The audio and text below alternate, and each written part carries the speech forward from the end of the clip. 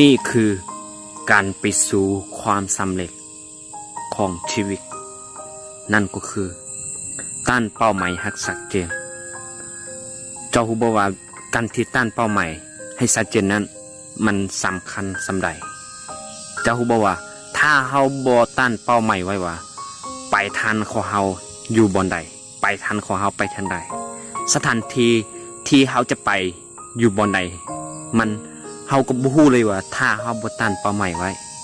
ถ้าเฮาตั้งเป้าหมายแล้วต่อไปก็คือก้าวต่อไป